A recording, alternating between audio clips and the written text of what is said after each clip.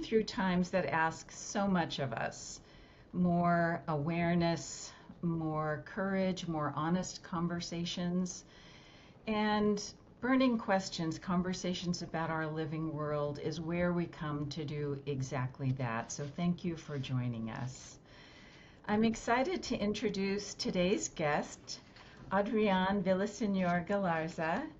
And we both work at the California Institute of Integral Studies, but his work reaches far beyond the university.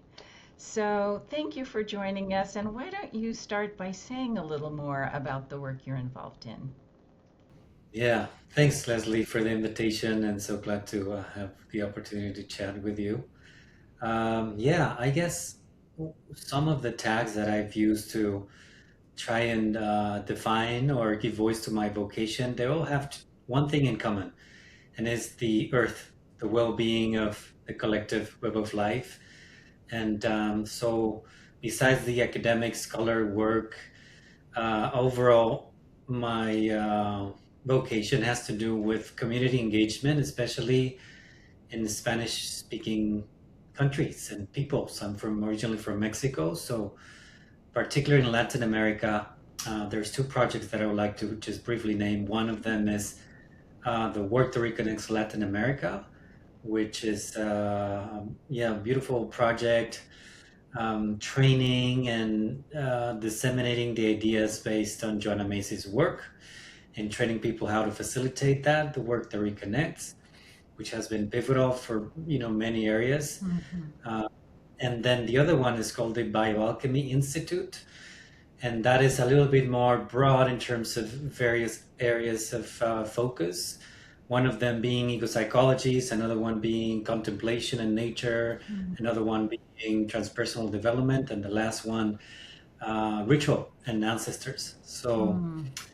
run a certificate, an international certificate in transpersonal ecopsychology. So we're just Oh, starting that, and we're excited beautiful. this Yeah. year's edition. Yeah. So that's some of the work. Yeah. I love that you describe it as a vocation, a kind of calling. Can you talk a little bit about that? Like what drew you into this work? Maybe it was partly a climate wake up moment or other things? Yes. Yes.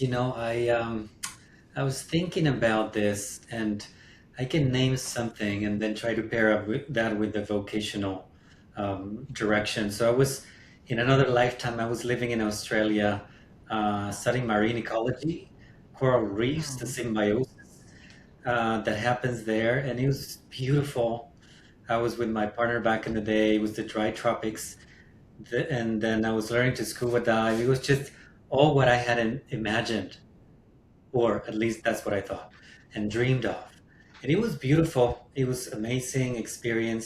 But then something inside of me really was not having it. Some little worm inside of me was like, yeah, yeah, this is wonderful, but something's not right. So I fell ill, quite ill actually, in this tug of war between, say, reductively my head and my heart. And because I've spent all the resources from my family, from myself to go to the other side of the world and study these masters, and then I was still not satisfied, not fulfilled, mm, and so some shame came up with that, and realized in this process that yeah, that was not for me. That paradise, it was just really not me. It was a dream of someone else's. And my vocation was aligned with something slightly different along those lines, but different. And so I found in the university's library this book called The Web of Life by Fritjof Capra oh yeah. that was printed in the 90s. Yeah. Yeah. And that really was eye-opening for the Adrian back in the day. I was like, oh, this is more Yeah. along the lines of what I want to do, like a science with soul, holistic qualities, and earth base, and so on. And so that was really a magical moment, pivotal threshold time for me, where I was, doing field work in beautiful settings in the coastal region of Queensland, and then becoming ill and realizing, yeah, you know, I'm gonna pivot in this direction. I felt that I even didn't have uh, not even had an option. So this is the felt sense of vocation and a Yes. deep Mm. calling of like, okay, yes, it was just in many respects an immediate yes and opening to the uncertainty, because it required then for me to pack all my stuff, say thank you, and go to England then to study in these other master's degrees. So that's one of the most sort of clear pivotal threshold moments, looking in retrospect of how, this bigger perhaps intelligence Hmm.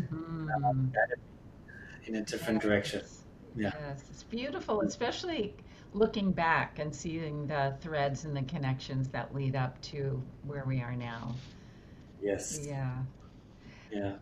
Well, this work and caring for the web of which we are a part and all the beautiful things you've described, including the coral reefs, are there suffering here too, right? The collapse of some of the coral reefs and uh, the pain and the harm that's occurring. So how do you navigate that personally, and what supports you in this work? Yeah. Yeah. That's a beautiful question. Um, so going back for a second there to that threshold moment, um, you know, metaphorically, the Australian continent is known as the land down under, right? Mm-hmm. So I've associated that with the contents of the unconscious mind kind of wanting to burst through, Yeah. and that I go there literally to maybe my stubborn mind to, come to terms with those deeper voices of the land. So what I've learned so far, since even before it was more like an affirmation, is that my innate responses of what's happening to the world, to the beautiful planet home that we have, is not a pathology. It's not something wrong. It's not something that I should be ashamed of, but on the contrary. So this is my overall approach of many of the things that I do in my work has to do with depathologizing our innate responses Mm-hmm. about what's happening around us. So that's truly at the core of grief work and so many other things related to climate and environment, to really provide spaces for people to breathe and allow these layers to come forth. So at a personal note, I try and do that. So really to remind myself by way of, yeah, I have a couple of to-goes. Maybe one of them is meditation, so the Okay. contemplative arts and sciences, to really work with the contents of the mind and my emotional body with this lens that I just shared in a way that is um, perhaps radically open and radical acceptance to what's actually going on. Yes. And um, along those lines is, of course, what's actually going on is for most of us too much, too overwhelming, too big. But really, staying with the trouble, as Donna Haraway would say, and others, there's something of an opening that gradually keeps happening, like a training. And so that's one part that really sustains me on track. And the other one would be probably ritual. Okay. Um, so gestures toward life, I would say, that are Mm-hmm. symbolically meaningful to me, and in my case, that are associated with some traditions. So being connected with the lineage and dreaming the dream forward by way of making gestures that I find of benefit to life and to my ancestors and to Mm-hmm. mentors really help me to stay in course. And of course, I'm going to throw one last one. I cannot speak a single class or conversation without naming my daughter. Oh, So yeah. she is a beautiful teacher of mine. So to bring her to my mind in terms of what would be helpful for her as a representative of future generations. So Yes. that's another one to like play with deep time.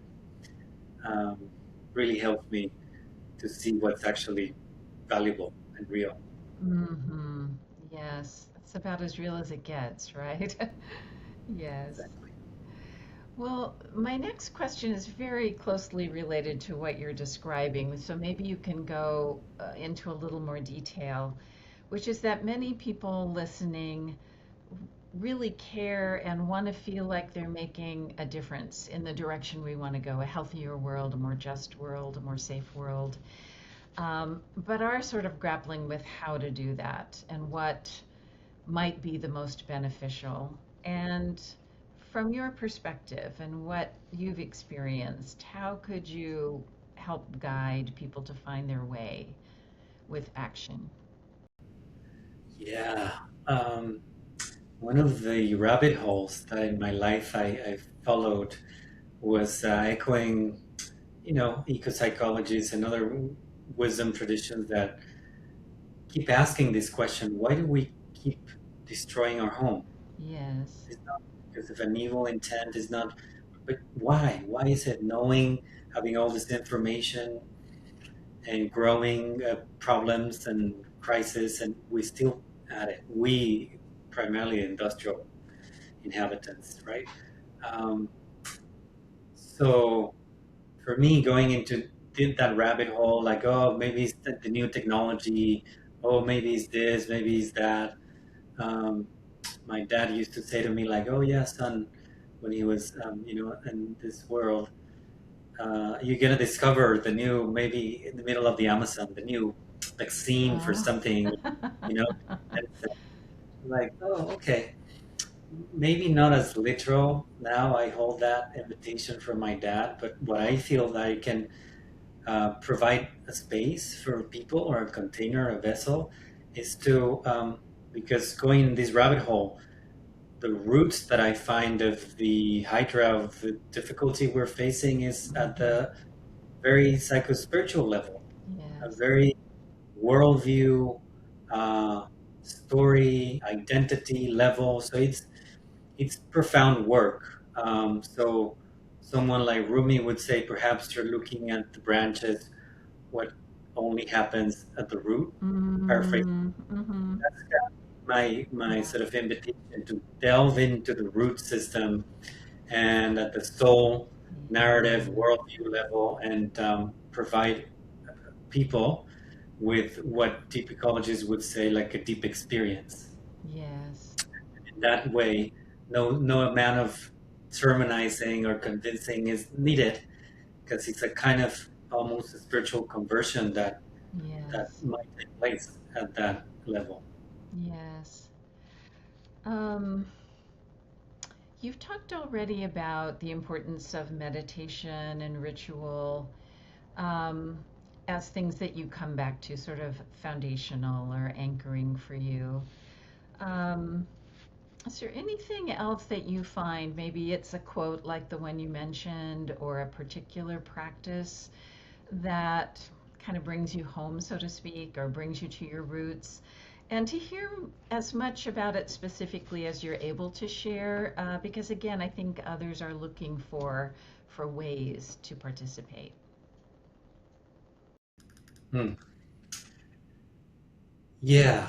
Um, so I would like to evoke here the intent of John Macy Yeah. as a towering figure in my life, and with many others, So connected with what I'm saying about vocation, about this deep level engagement, about the intuition that at the core, the climate crisis has psychospiritual roots, and hence some useful interventions have to do with that level of Yeah. response. Um, she would say, as many others, that we should ask ourselves the question, that I ask myself. Um, what is it that I want to do with this life, with my life? And sometimes I ask the following question to myself: if I didn't need any money to do my life, what is it that I? Mm-hmm.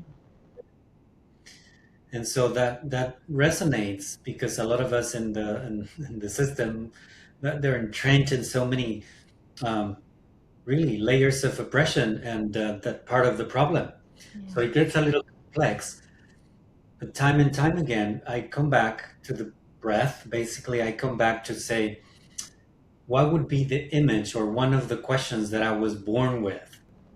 And I wanted to, as a gift to the world, as I believe that all of us have that. Mm. So in Joanna's life, she said that something along the lines that how can I be more or fully present to my world? Mm. And add that question, keep at it, as an ongoing meditation. So for me, it would be something along the lines of I receive images or invitations to being like a threshold keeper. So what does that mean? So a lot of my work I do as I conceive of it as sort of like a doula person that is helping myself first and others to um, reborn as earth in human form, Mm. birth to earth in human consciousness. Um, so then for me that's a very fertile and exciting like angle to the um, my life's task. For some it's like, wait, how do you do that? How does that compute? Yeah. Well, I see it as a sort of like an initiatory or a transition phase where by working with others, it actually keeps my inspiration going and Mm. have like a virtuous cycle, you know? Yes. So that's something, I don't know if it's too broad. I can narrow it down, but that's the overall Yes. umbrella that I Yes. follow. I love it. Sort of guiding inquiry or guiding questions, and that, the point is we don't have to have an answer now, but if we keep moving and we keep listening and we keep opening, it will emerge. It will come in different ways through others and through wisdom practices and Yeah, that's it. You reminded me of yeah. this quote of Rilke that Oh, is very much these lines, like to really stay in love with the questions, yes. to just keep everything open, like an open-ended book, and just take with curiosity, because in the face of such a discontent and difficulty, we want to pin down something, understandably so, but the practice keeps uh, inviting us to like, hey, yeah, what if you open to this also? Does it matter if the world's going to end tomorrow for you to keep doing what you need to do? Mm-hmm. Maybe not Mm-hmm. at some levels, Yes. Well, before we close, is there anything on your heart or on your mind that you'd like to share? um, yeah, that. mm, I do believe that we live in very interesting times, difficult times, even exciting times. And so, as long as my reminder to myself and to others is to really, can we cultivate this sense of awe and curiosity despite of whatever is happening, despite of whatever name Mm, we want to give to the poly crisis, or how can we do that? Because that's deceivingly simple, but profoundly transformational. A awe, gratitude, honoring foundation for our lives, whether we are devoted to climate issues or whatever else. I believe that is a truly magical ingredient for just living a life worthwhile, you know? So um, I think beauty arises from that, like a deep kind of beauty that, like we were saying, really in and of itself signals the way forward. So that would mm, be my invitation question. How can we keep our hearts open to the beauty that surrounds us? mm. So beautiful. Hearing you speak, to me, it feels like that you've been at this a while. It feels very integrated so that as you speak, there's a kind of resonance that comes across, not just words, there's a full-bodiedness, full-heartedness in hearing you speak about this. So thank you so much for that. Oh, that's very kind, Leslie. Thank you for the invitation. Thank you.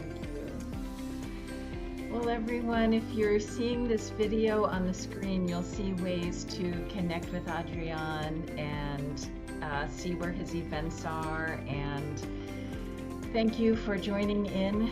And please follow so you can be a part of this growing community and our next conversations.